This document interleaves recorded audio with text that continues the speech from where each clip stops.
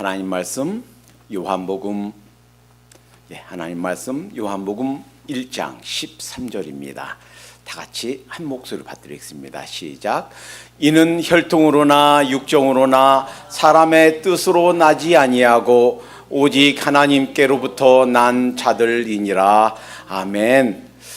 여러분 모두 예수님이 바로 나의 죄를 대신하여 돌아가셨고 내가 하나님 앞에 죄인이다 라는 사실을 인정하고 고백하고 예수님을 구세주와 주님으로 모셔드리셨습니까? 아멘. 그러면 우리 모두는 하나님 앞에 새롭게 태어난 새 생명인 줄로 믿습니다. 믿습니까? 아멘. 오늘 그 부분에 대해서 하나님께서 조금 더 밝히 말씀 가운데 제대로 잘 정리된 신앙을 심어주시기를 기대합니다. 과거형으로 된 구원, 내가 구원받았다라고 할 때 이 구원은 자세히 살펴보면 우리 인간 편에서는 회심이라고 그랬어요. conversion.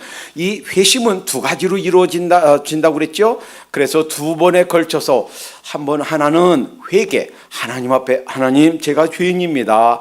하나님 없이 살았던 거, 내 마음대로 살았던 거, 그저 이 세상 일이 다인 줄 알고 살았던 것, 나와 내 가정과 내 주위의 몇 사람들만을 위해서 살았던 것, 하나님을 전혀 영화롭게 하지 못하고 살았던 것, 이것이 죄인 것을 고백합니다.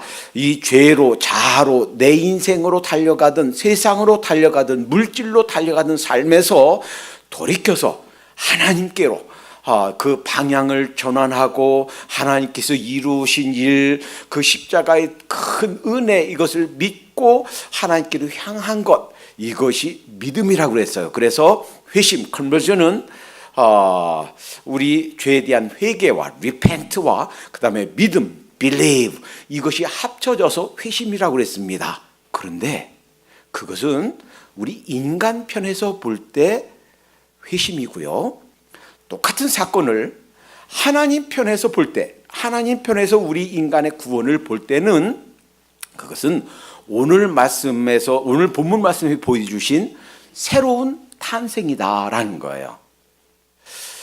그래서 사실은 그 별개의 것이 아니고 똑같은 것을 하나님 편에서 보는가 우리 인간 측면에서 보는가에 따라서 달라진다 하는 거예요. 어떤 사람들은 마치 회심과 중생이, 거듭남이 전혀 별개인 것처럼 그렇게 생각하는 경우가 있는데 아니에요. 사실은 같은 겁니다.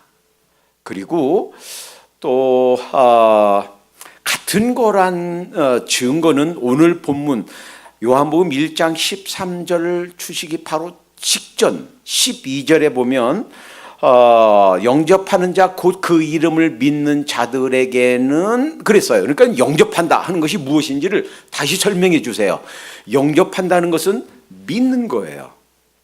내가 하나님 앞에 죄인이라는 것을 믿고 하나님께서 나를 사랑하셔서 예수님을 보내주셨고 예수님이 내 죄를 위해서 십자가에서 죄값을 치르셨다는 것, 그것을 믿는 것, 그것이 영접하는 거예요. 영접하는 자, 곧 그 이름을 믿는 자들에게는 하나님의 자녀가 되는 권세를 주셨으니, 다시 말하면 그런 사람에게는 하나님의 아들과 딸이 됐단 말이에요. 그리고서 그 다음에 주신 말씀이 오늘 말씀이에요. 이것은 오늘 본문 말씀, 이것은 혈통으로나 육적으로나 사람의 뜻으로 난 것이 아니고 우리 육체는 우리 부모님께서 물려주셔서 태어났어요. 그런데 그와는 별개로 또 다른 탄생, 또 다른 출생이 있다 하는 거예요. 물론 순서에 있어서 중생이 먼저냐 회심이 먼저냐에 있어서 두 가지 견해가 있습니다. 아르미니안 견해와 칼빈주의 견해가 있어요. 그 자세히 몰라도 괜찮아요. 그냥 넘어가도 돼요.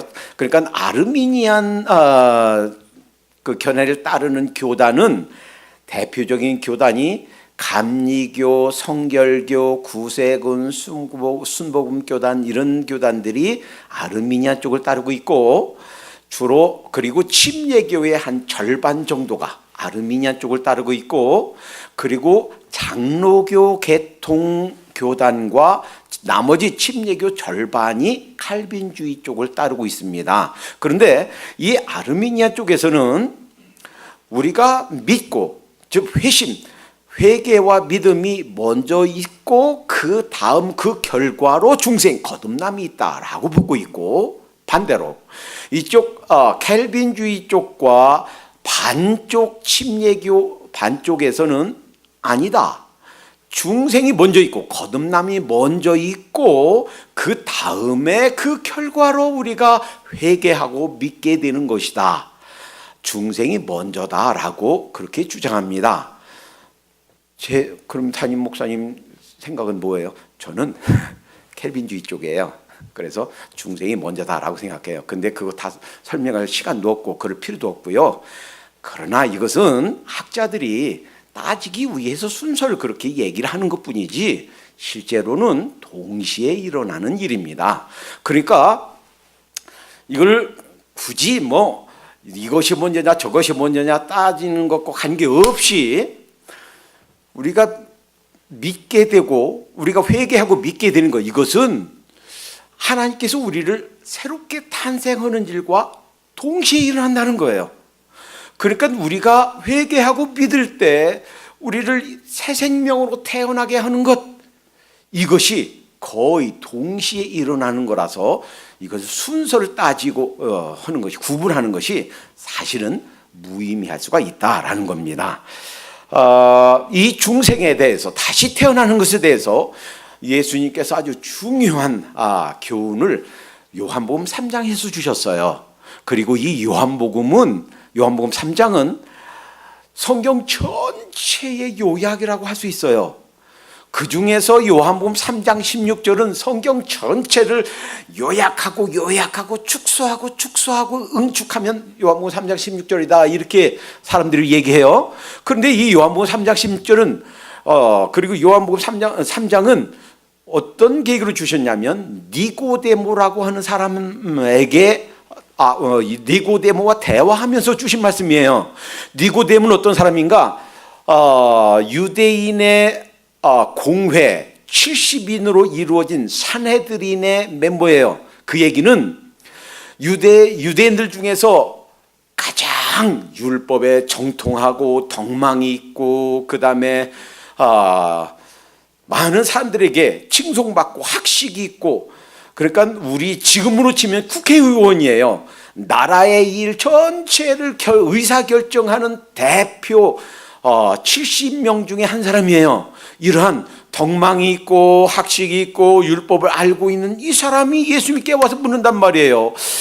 선생님의 가르침은 이게 보통 가르침이 아닌데요. 하나님께서 오지 않았으면 그런 가르침을 주실 수 없는데요. 그때 주신 말씀이에요. 그때 뭐라고 하셨습니까? 요한복음 3장 5절에 보니까 예수께서 대답하시되 진실로 성령으로 나지 아니하면 진실로 내게 이르노니 사람이 물과 성령으로 나지 아니하면 하나님 나라에 들어갈 수 없느니라. 물과 성령으로 나지 아니하면 이때 다시 태어난다, 거듭난다 하는 말은 흔히 우리가 이렇게 생각해요. 우리는 나란 존재가 이 세상에 있는지 없는지 모르고 그냥 살고 있었습니다. 그러다가 어느 날 한 10대쯤 될 때 어느 날 갑자기 깨달아요. 나란 존재가, 나란 사람이 이 세상에 살고 있구나. 나란 사람이 이름 누구란 사람으로, 남자로 여자로, 혹은 키가 이만한 사람으로 요만한 사람으로, 내가 살고 있고, 누구 김씨, 이씨, 박씨 누구의 자녀로, 아들 혹은 딸로 내가 살고 있구나 라고 깨달았을 뿐이에요. 우리가 이 세상에 언제 태어났는지, 몇 그램으로 태어났는지, 몇 파운드로 태어났는지, 태어날 때 어떤 모습으로 어떤 상태로 태어났는지 몰라요. 그거 아는 사람이 세상에 어디 있어요? 만약에 나 태어날 때 어떻게 태어났다 아는 사람은 그건 사람이 아니에요. 괴물이죠. 몰라요. 태어났는지 안 태어났는지. 내가 그러다가 어느 날 깨달았을 뿐이에요. 그래서 이것을 정신적인 자각, 자아의 발견. 그래서 뭐 제2의 탄생 이렇게 말합니다. 그러나 정확히 말하면 제2의 탄생이 아니고 실제로는 자아의 발견이에요. 어느 순간인가 나란 인간이 살고 있구나 라고 깨달았을 뿐이에요. 그런데 이때 예수님이 요한복음 3장 5절에서 하신 말씀, 물과 성령으로 나야 된다, 다시 태어나야 된다 하신 말씀은 단순히 어떤 자기 발견 이상입니다. 그런 차원이 아니에요. 우리가 엄마 뱃속에서 하고 육체적인 생명이 태어나듯이 실제적인 탄생이에요. 그리고 6절, 육으로 난 것은 육이요 성령으로 난 것은 영이니 내가 내게 거듭나야 하겠다 하는 말을 기여기지 말라. 우리가 엄마 뱃속에서 태어난 거, 사실은 니고데모가 이 말이 이해가 안 돼서 다시 물었어요. 아니 주님, 이 나이에 아마도 나이도 지극했겠죠. 이 70인 산헤드린 공의회 국회의원 중에 나라 전체를 이끌어가는 대표자 중에 한 사람이니까 나이 좀 있었겠고, 그런데 이해가 안 돼서 어떻게 태어납니까? 내가 엄마 뱃속에 들어갔다 나옵니까? 이렇게 물었단 말이에요. 그러니까 육으로 난 것은 육이요, 영으로 성령으로 난 것은 영이다. 그러니까 영적으로 다시 태어나야 된다 하는 거예요. 이 다시 태어나는 거, 이것은 다른 게 아니고 요한복음 1장 12절에 영접하는 것, 예수님을 믿는 그런 사람에게 하나님께서 다시 태어나게 해주시는 것, 이것이 바로 중생이다, 거듭남이다 라는 거예요. 이 하나님 앞에 다시 태어나는 것, 중생하는 것, 거듭나는 것, 이것으로 우리 신앙이 다 완성되고 다 된 것이 아니라 이제 신앙의 출발점이다, 스타팅 포인트다라는 거예요. 이제 막 영적으로 우리가 엄마 뱃속에서 하고 태어났으면 인간으로 다 된 게 아니고 이제 탄생해서 생명을 이어가기 시작하는 그 시작점에 선 것처럼, 마찬가지로 우리가 구원받아서 중생한 거, 이것은 다시 태어난 거, 이것은 이제 영적으로 이제 막 하고 태어난 출발선상에 있다라는 것입니다. 자, 이 부분에 대해서 조금 더 자세히 살펴봅니다. 그러면 누가 우리를 중생하게 하는가? 우리를 중생하게 하는 그 주체는 누구인가? 오늘 예수님 요한복음 3장 5절에서 가르쳐 주신 그 말씀, 5절 다음에 6절, 성령으로 난 것은 영이니 하니까 우리를 다시 태어나게 하는 것, 중생하게 하는 것은 성령님이시구나, 성령님의 역사구나. 우리가 응애하고 태어나는 것, 우리가 육체적으로 태어나는 것뿐만 아니라 영적으로 태어나는 것, 거듭나는 것은 성령님의 역사구나. 자, 그런데 뭐라고 그랬냐면 3장 5절에 물과 성령으로 태어나지 아니하면, 그러니까 물은 뭡니까? 그래서 이 부분만 보면 물이 뭔지 잘 몰라요. 그래서 어떤 사람은 물이 뭐다, 엄마 뱃속에서 태어날 때 벌써 물 속에, 양수 속에 있으니까 물 속에 있는 거다, 그 물을 의미하는 거다라고 하지만, 성경의 다른 말씀을 보면 이 물이 무엇인가를 알 수 있어요. 베드로전서 1장 3절에 보면 찬송하리로다 우리 주 그리스도 예수 그리스도의 아버지 하나님이 그 많으신 긍휼대로 예수 그리스도의 예수 그리스도의 죽은 자 가운데서 부활하시는 말미암아 우리를 거듭나게 하사 산 소망이 있게 하시며 그랬어요. 그러니까 우리를 다시 중생하게 하는 것, 태어나게 하는 것은 성령님의 역사고 동시에 성부 아버지 하나님의 역사다라는 거예요. 그러니까 예수님이 이뤄놓으신, 십자가에서 이뤄놓으신 대속의 사역을 근거로, 예수님의 그 용서 사역을 근거로 성령님과 성부 하나님이 함께 일하셔서 우리가 태어나는 거다라는 거예요. 그리고 그 물이 무엇인가? 그 물은 베드로전서 1장 23절에 보니까 너희가 거듭난 것이 썩어질 씨로 된 것이 아니요 썩지 아니할 씨로 된 것이니 하나님의 살아있고 항상 있는 말씀으로 되었느니라. 말씀으로 되었다. 우리를 거듭나게 하는 주체는 성령 하나님과 성부 하나님이시고, 우리를 거듭나게 하는 재료는 바로 예수님이 이루신 구속 사역이고, 또 우리가 거듭나게 되는 데 있어서 두 요소, 물과 성령으로 했을 때 그 물은 바로 뭐다? 하나님 말씀이다라는 거예요. 그러면 이걸 기억해야 돼요. 히브리서 4장 12절에 뭐라고 그랬습니까? 하나님의 말씀은 살았고 운동력이 있어. 하나님의 말씀은 살아계신 줄로 믿습니다. 그러니까 언제 우리에게 믿음이 생기는가? 하나님의 말씀을 들을 때 믿음이 생기는 거예요. 아이고, 나는 왜 이렇게 믿음이 없지? 단 한 가지 때문이에요. 뭐 때문이에요? 하나님 말씀 안 들어서 그래요. 하나님 말씀 듣지도 않고 읽지도 않고 묵상하지도 않고 공부하지도 않고 어떻게 믿음이 생겨요? 믿음이 없는 거 당연하지요. 그래서 이 말씀을 전하는 것이 그렇게 중요해요. 전도란 무엇인가 다른 거 아니에요. 그냥 하나님의 말씀을 가르쳐 주는 거예요. 읽어주는 거예요. 하나님의 말씀만, 아이고, 그거 그냥 하나님 말씀 읽어주고 하나님 말씀 얘기해 주는 거로 그 전도가 됩니까? 어떤 논리적인 사고로 그냥 상대방이 꼼짝 못하게 논리로 몰고 가야지요. 논리로 안 돼요. 아무리 좋은 그런 예화로 안 돼요. 아무리 이론이 좀 꼼짝 못하게 하는 이론으로도 안 돼요. 뭐가 들어가야 된다? 하나님 말씀이 들어가면 되는 줄로 믿습니다.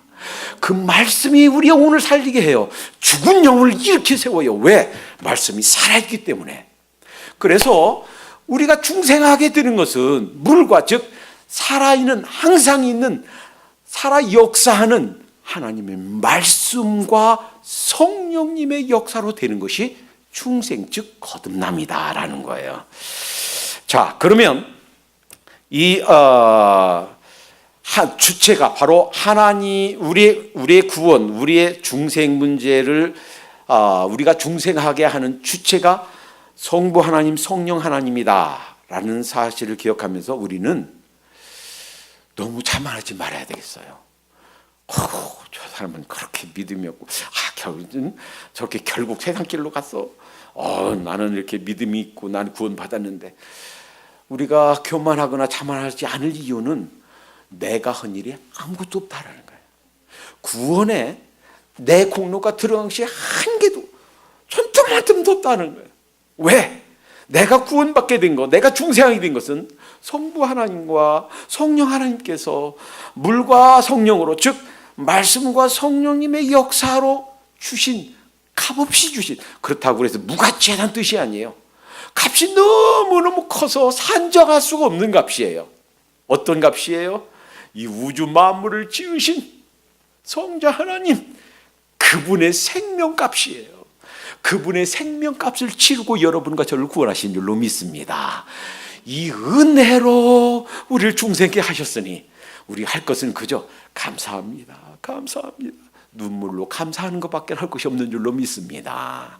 우리 마음을 높일 필요가 아무것도 없어요. 전적으로 하나님의 은혜구나 생각하고 그저 감사할 것밖에 없는 줄로 믿습니다. 우리가 받은 이 중생, 이것의 성격을 보면 특성은 무엇인가? 이것은 신비에 속한다라는 거예요. 물론 우리가 흔히 고등학교 때 자아의 발견, 내가 이 세상에 살고 있구나, 나란 존재가 이 세상에 있구나 하는 것을 발견한 것, 이것을 정신적인 자각, 자아의 발견이라고 말하지만 이것과는 비교도 할 수 없을 만큼 새로운 탄생이에요. 예수님 믿기 전과, 예수님을 영접하고 믿기 전과 후는 겉으로는 아무런 차이가 없지만 사실은 하늘과 땅의 차이가 있습니다. 나는 예수님 믿기 전, 중생하기 전에는 사실은 세상에 속한 자였어요. 마귀에게 속한 자였어요. 그랬다가 결국 지옥에 가야 될 존재였어요. 그러나 이제 예수님을 영접하고 그 예수님을 내 마음의 구세주와 주님으로 모셔드린 이후에는 이제는 예수님의 예수님이 바로 우리 주님이 되셨어요. 우리는 하나님의 아들과 딸이 된 줄로 믿습니다. 우린 새 백성이 되었어요. 하늘나라 시민이 되었어요. 여러분, 미국 시민권만 따도 얼마나 자랑스럽습니까? 로마 시민권만 따도 얼마나 많은 특권들이 주어집니까? 그런데 우리는 그까지 미국 시민이 아니에요. 대한민국 시민이 아니에요. 그 이상 하늘나라 시민권이 주어진 줄로 믿습니다. 이것은 신비에 속합니다. 우리가 그냥 나쁜 행실 조금 고쳐 그런 수준이 아니에요. 완전히 새로 태어난 그러한 새로운 존재인 줄로 믿습니다. 그래서 고린도후서 5장 17절에 그런즉 누구든지 그리스도 안에 있으면 새로운 피조물이라. 이전 것은 지나갔으니 새 것이 되었도다. 완전히 새로운 피조물이에요. 새로운 인간이에요. 새롭게 탄생한 거예요. 겉으로는 똑같은 육체에 있고 겉으로는 아무런 변화가 없지만 영적으로는 굉장한 혁명적인 변화, 완전히 새로운 인간이 된 줄로 믿습니다. 이것은요, 이 은혜는 우리의 공로가 조금도 들어가지 않은 하나님의 전적인 은혜라고요. 그래서 에베소서 2장 8절에 그런즉 너희가 그 은혜를 인하여 믿음으로 말미암아 구원을 얻었나니 이것이 너에게서 난 것이 아니요 하나님의 선물이라. 하나님께서 선물로 프리로 주신 줄로 믿습니다. 그래서 하나님께 감사하고 하나님께 영광 돌릴 것밖에 없는 거예요. 자, 그러면 중생한, 내가 거듭난, 새롭게 탄생한 증거가 있습니까? 있어요. 그럼 뭘 모아서 할 수 있습니까? 여러 가지가 있지만 가장 중요한 두 가지만. 요한일서 5장 1절에 보면 이렇게 말씀하세요. 예수께서 그리스도임을 믿는 자마다 하나님께로서 난 자니 여러분과 저예요. 예수님을 구세주로 믿었어요. 그리고 고백했어요. 믿음을 고백했어요. 하나님께로 난 자니. 그런데 이 부분에 있어서 조심해야 돼요. 그러면 내가 어느 날 예수님 믿겠습니다, 영접기도 한 번 한 것으로 구원받았는가?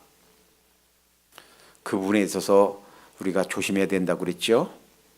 이번에 어버이날 맞으면서 저희 어머님, 아버님에 대해서 생각해 봤습니다. 물론 제가 고향에 있을 때 저희 어머님, 제가 예수님 만나고 나서 고등학교 때 어머님 모시고 그 눈 쌓인 길을 저희 집에서 청약읍내까지 한 4km 돼요. 발이 푹푹 빠지면서도 어머님 모시고 새벽 기도도 나갔고 다녔습니다. 물론 제 권유로 어머님도 아버님도 제가 미국 오기 전에 작심하고 그 일 때문에만 아버님 찾아뵙고 예수님 믿어야 됩니다, 복음 전하고 영접기도 따라 하시겠습니까? 그래, 따라 하겠다고 따라 하셨습니다.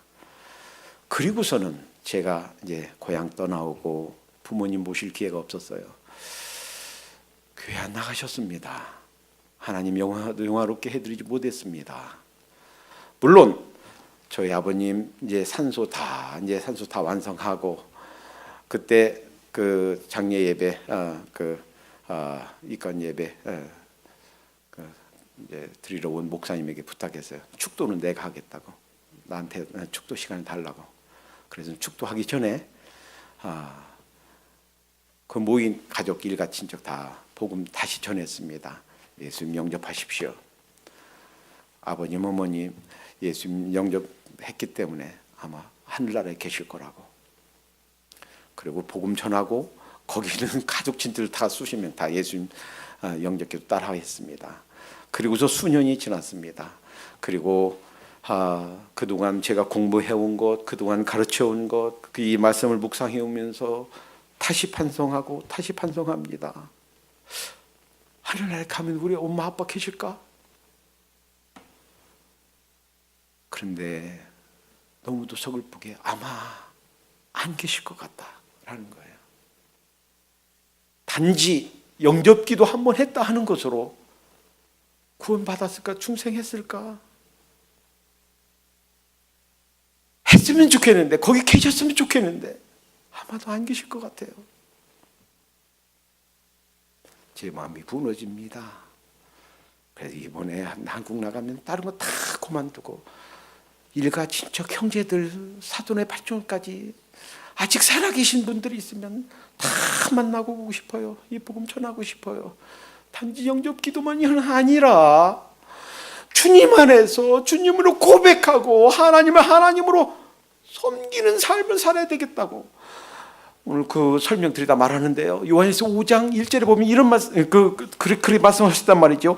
예수께서 그리스도를 믿는 자마다 하나님께로 난 자니 내신 이를 사랑하는 자마다 그에서 난 자를 사랑하느니라. 하나님, 우리가 구원받았다, 우리가 중생했다, 거듭났다 하는 증거는 두 가지예요. 하나는 하나님을 사랑하는 거예요. 만약에 예수님 영접했다라고 하면서도 계속 하나님을 사랑하는 아무런 증거도 없이 살았다, 그분 중생했다라고 하는 표가 없는 거예요. 그분이 구원받았다, 거듭났다라고 볼 수 있는 증거가 아무것도 없는 거예요. 정말 구원받았다면 하나님을 사랑하면서 삽니다. 둘째, 하나님의 사람들을 영혼을 사랑하면서 삽니다. 하나님을 향하여 사랑하고 사람을 향해서 사랑하는 것, 이것이 중생한 증거인 줄로 믿습니다. 다른 많은 증거들이 있지만 가장 확실한 증거예요. 우리 자신을 살펴봐야 되겠어요. 내가 정말 하나님을 위해서 사는 것이 있는가? 아직도 이 세상 욕심과 내 자아만 따라가면서 그저 세상 물질만 더 모으려고 그것만 따라가고 있는지, 하나님께서 내게 원하시는 것을 바라보면서 주목하면서 거기에 집중하며 사는지 우리를 돌아봐야 되겠습니다. 왜 이 중생의 확신이 필요한가? 왜 중생이 중요한가? 오늘 말씀에 하나님께서 주신, 하나님께서 탄생, 하나님께로 나는 것, 이것이 왜 중요한가? 예수님께서 요한복음 3장에서 말씀해 주셨듯이 나지 아니하면, 물과 성령으로 나지 아니하면 하나님 나라에 들어갈 수 없느니라 그랬어요. 그러니까 왜 이렇게 중생이 중요한가? 거듭남, 이 중생이 없으면 지금 이 살아있을 때 하나님 나라에 들어가지 못하고 이 세상 떠나서 둘 중에 하나, 천국이냐 지옥이냐 가야 되는데 하나님 나라에 들어갈 수 없는 줄로 믿습니다. 이것보다 이 세상이 더 중요한 것이 어디 있어요? 둘째, 왜 내가 중생했는가 안 했는가 이것을 아는 것이 필요한가? 이것은 이제 남은 생에, 지금 예수님 믿고 중생한 이후 나의 나머지 생을 승리하면서 사는 것이 바로 여기에 달려있는 줄로 믿습니다. 나의 자아감, 나의 자아 정체성, 내가 누구인가, 내가 어떤 사람인가, 이것을 모르고서는 승리하며 살 수가 없는 거예요. 한번 생각해 보세요. 탕자가 언제 하나님께로 아버지께로 돌아갔나요? 여기는 내가 먹을 것이 없어 추려 죽는구나 라고 생각했는데, 내 아버지 집에는 품꾼이 많은데, 먹을 것이 풍부한데, 다시 말하면 나에게 아버지가 있다는 사실을 깨닫는 순간, 내가 어떤 존재인가, 내가 아버지의 아들이라는 존재를 내 스스로 깨닫는 순간 돌이키니까 아버지께로 돌아가게 된 줄로 믿습니다. 그러니까요, 이 세상 살면서 우리가 힘있게 살 수 있기 위해서, 우리가 승리하며 살기 위해서 바로 내가 중생한 자다라는 자아 정체성 회복이 이렇게 중요한 거예요. 사사기 16장 24절에 보면 삼손이 하나님께서 주신 그런 힘으로 엉뚱한 데 힘을 썼어요. 그랬다가 이방 여인 들릴라의 꾀임에 빠져 결국 머리 잘리고 하나님께서 주신 힘 잃어버리고, 그리고서는 적군에게 잡혔습니다. 눈을 뺐어요. 그 봉사가 됐어요. 그리고 짐승이 돌리는 물맷돌을 돌립니다. 그리고 그들이 축제할 때 잡혀 나와서 그냥 광대 노름, 그들 앞에 웃음거리가 되고 광대 노름을 하면서 있다가 그들이 그렇게 저주하면서 희롱하는 거예요. 우리를 괴롭혔던 저 삼손이, 우리들의 신이 저 삼손을 무찌르게 했고, 우리 신이 이렇게 도와줬다. 그래서 자기들 신을 찬송하니까 그때 성경에는 기록이 없지만 아마 그의 영혼이 턱 깨어났을 줄로 믿습니다. 내가 어떠한 사람인가? 그 놀라운 힘을 하나님께서 주시는데 자기의 신분에 대한, 자기가 어떤 사람인가에 대한 자아 정체성 회복이 이루어진 줄로 믿습니다. 그래서 그 자기를 인도하는, 눈 멀었으니까 자기를 인도하는 사람에게, 그 소년에게 기둥이, 이 떠받치고 있는 기둥이 어디냐, 나 거기 서 있게 해달라. 그러고 하나님께 마지막으로 그 기도해서, 하나님 힘을 다시 회복시켜 주세요. 저들과 함께 이 세상 하직하고 싶습니다. 기도하면서 미르니까 그 기둥이 다 무너져서 평생 죽인 적군보다 그때 그 당시 그 순간에 죽은 적군이 더 많았다라는 거예요.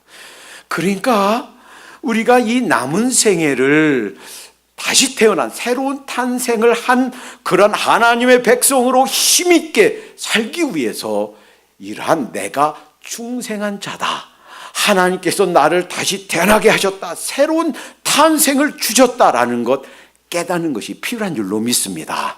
우리는요, 이 세상 살면서 종종 한계 상황을 만납니다. 내 힘으로 어찌할 수 없는, 어떡하지, 도와줄 사람이 아무도 없어, 세상 모든 사람이 다 나를 떠났어, 세상에 나 혼자밖에 없어, 이렇게 생각할 수 있는 경우도 종종 있습니다. 그러나 걱정할 필요가 없는 줄로 믿습니다. 이사야 41장 10절에 두려워 말라, 내가 너와 함께함이니라, 놀라지 말라, 나는 내 하나님이 됨이니라, 내가 너를 굳세게 하리라, 참으로 너를 도와주리라, 참으로 나의 의로운 오른손으로 너를 붙들리라. 하나님께서 우리에게 이렇게 말씀하신 줄로 믿습니다. 왜요? 우리가 하나님의 아들로 딸로 탄생했고 이 세상에 도와줄 사람 아무도 없어도 하늘 아버지가 우리를 붙들고 도와주시기 때문인 줄로 믿습니다.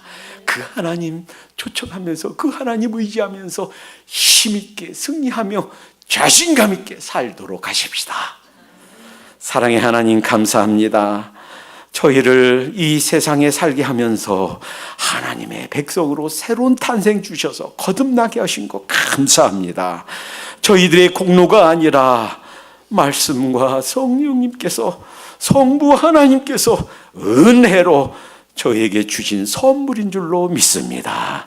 남은 평생 동안 이 하나님을 의지하면서 아무리 힘들고 어려워도 하나님의 도우심을 던지고 승리하며 사는 저희가 되게 해 주시옵소서. 이 세상 삶에 아무리 암담한 그런 상황과 순간들이 닥쳐온다 할지라도 이 하나님 때문에 자신감을 잃지 않고, 이 하나님 때문에 감사와 기쁨을 잃지 않고 승리하며 사는 우리의 남은 생애가 되게 해 주시옵소서. 예수님의 이름으로 기도하옵나이다. 아멘. 부르신 곳에서